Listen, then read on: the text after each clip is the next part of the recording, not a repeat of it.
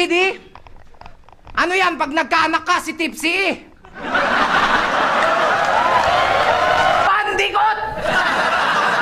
Pisot! Heartthrob ng Davao? So ano si Snap Prince Charming?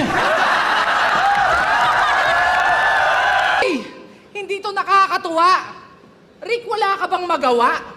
Yung matchup mo sobrang lamya. Ano to, big time versus big T? Ganun ka ba kasama? Ang sarap tuloy ibanat ng linya ni Looney sa'yo. Aminin mo na kasi na ako ang idolo mo.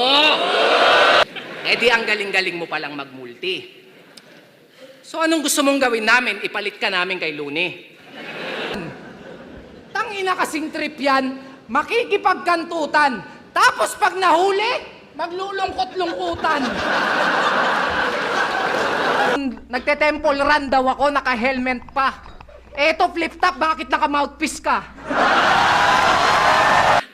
Nakatali ka ba sa kanya? Walang sariling galaw, umaasa na lang sa movement ng iba. Nagpapahatak na lang para umangat yung karir niya. Akala ko pa naman malakait na galawan, puta, papit na lang pala. Hindi ko talaga! Doon mo na nga lang ako mauunahan, tinanggihan mo pa. Kasi sino bang tangang gustong maging pangalawa, baka nakakalimot ka. Nandito ka sa mundong walang may pake, pag di ikaw ang pinakaking ina ka. Talaga ba? Baka nakakalimutan mo, mas kailangan mo ko kaysa kailangan kita. Huwag mo nang itanggi pa. Alam mo yan sa sarili mo. Pag binigti kita gamit ID, huwag ka magre-reklamo.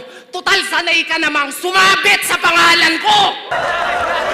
Pero alam ko, ikaw ang albularyo ng tugma. Ang pinagtataka ko lang, ba't di mo magamot yung sarili mong muka? Alam mo, akala ko nga, member ka ng chakra eh.